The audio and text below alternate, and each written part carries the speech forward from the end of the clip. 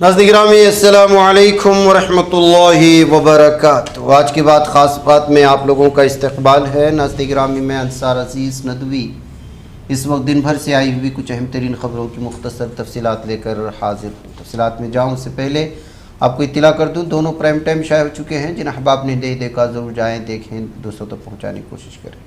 आइए पहली खबर की जानिब बढ़ते हैं। राजधानी दिल्ली में मोदी हुकूमत और वज़ीर तालीम धर्मेंद्र प्रधान के खिलाफ तलबा तहरीक के पेश नज़र एहतियातन बंद किए गए दिल्ली के मेट्रो स्टेशन के दरवाजे आम मुसाफिरों के लिए फिर से खोल दिए गए। आज जैसे वज़ीर तालीम धर्मेंद्र प्रधान ने अपने ओहदे से इस्तीफ़ा दिया, तलबा में जश्न का माहौल पैदा हो गया।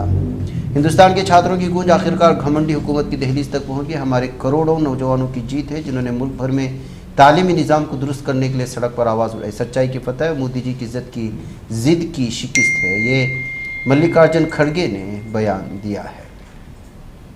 राजगढ़ के खंजेर थाना इलाके में हफ्ते की सुबह एक दर्दनाक सड़क हादसे में 5 अफराद की जान चली गई। तेज़ रफ्तार स्विफ्ट कार बेकाबू होकर फेलगेडी जोड़ पर वाक़ तालाब में जा गिरी। हादसे के बाद इलाके में अफरा तफरी मची हुई। इत्तला मिलते ही पुलिस मौके पर पहुंची, गाँव वालों की मदद से कार में फंसे लोगों को बाहर निकाला।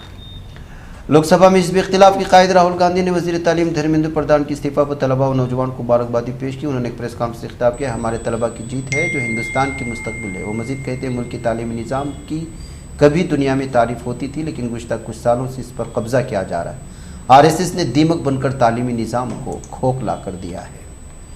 नीट और दीगर मुसावकती इम्तहानात में पेपर लीक से मुतल्लिक़ मुकदमात की समाअत में बेहतरी आएगी। इसी मकसद के दिल्ली की राउज़ एवेन्यू कोर्ट में तश्कील दी गई खुसूसी फास्ट ट्रैक अदालत ने अपने काम करना शुरू कर दिया है। कोर्ट नंबर 408 में कायम इस खुसूसी अदालत के खुसूसी जज अनुग्रोवर बालिगा ने हफ्ते के रोज़ अपना ओहदा संभाला। दिल्ली हाई कोर्ट ने पेपर लीक और सरकारी इम्तहानात में नाजायज़ ज़राए के इस्तेमाल से मुतल्लिक़ फौजदारी मुकदमात की फौरी समाअत के लिए खुसूसी फास्ट ट्रैक अदालत का क़याम अमल में लाया है।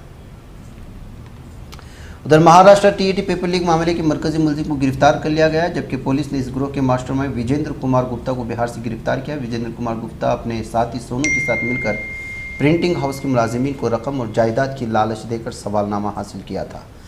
पेपर जूते में छुपाकर प्रिंटिंग हाउस से बाहर निकाला गया था। तहकीकात में इंकशाफ हुआ है कि TET का पेपर 8,000 रुपये में हासिल किया गया था, जिसे बाद में भेवंडी महाराष्ट्र के पुणे में फ़रोख्त किया गया।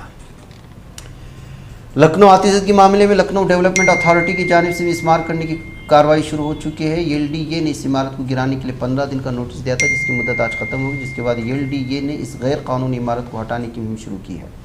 इस दौरान मौके पर भारी तादाद में पुलिस फोर्स तैनात थी। तमिलनाडु सिगरेट में एक बड़ी इंतजामी तब्दीली के तहत वज़ीर आला के दफ्तर को तारीखी फोर्ट सेंट जॉर्ज कॉम्प्लेक्स में वाक़ अपने तवील अरसे से कायम दफ्तर से नामकल कोगनर मालगई में मुंतकिल किया जाएगा। नए कॉम्प्लेक्स को तैयार करने के लिए तज़ीन और आराइश का काम तेज़ी से जारी है। इलाहाबाद हाईकोर्ट की लखनऊ में मुकदमात की समाअत बार बार मुलतवी कराने बगैर किसी मुनासिब जवाज़ के कोर्ट में मौजूद न रहने पर तशवीश का इजहार किया। कोर्ट ने कहा कि अमल वकालत के पेशे के वक़ार को मजरू करता है। कोर्ट ने कहा कि कुछ मामलों में क़स्दन समाअत को आगे बढ़ाने की कोशिश की जाती है। मगरबी एशिया में कशीदगी कम होने की बजाय मजीद बढ़ती हुई नज़र तकरीबन 24 घंटे गुजर चुके। ईरान और अमेरिका ने फ़िलहाल कोई बराह रास्त हमला नहीं किया, लेकिन ईरान अमेरिका कशी के दरमियान अब यमन के हूसी बागियों और सऊदी अरब के दरमियान बराह रास्त टकराव शुरू हो चुका है। जुमा के रोज़ बहर हमर में एक सऊदी माल बरदार जहाज़ पर हमला हुआ, जिसके कुछ ही वक्त बाद सऊदी अरब ने हूसियों के कंट्रोल वाले यमन के शहर अल हदीदा पर फ़िज़ाई हमले किए।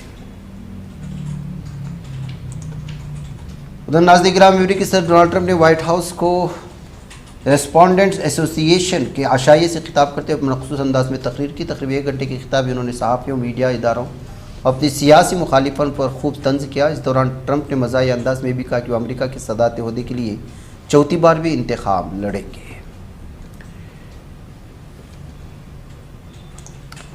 उधर नाज़रीन गिरामी, गुज़श्ता हफ्ते के दौरान मकबूजा मगरबी किनारे मकबूजा बैतुल मक़दिस में अवामी मुज़ाहमती कार्रवाइयों में नुमायाँ तेज़ी देखने में आई है, जहाँ मरकज़ी इत्तलात फ़िलिस्तीन माहते के मुताबिक काबिज़ ज़ालिम सहनी दरिंदों ने और यहूदी दहशतगर्दों ने के ख़िलाफ़ 83 अवामी मुज़ाहमती कार्रवाइयाँ रिकॉर्ड की गई हैं।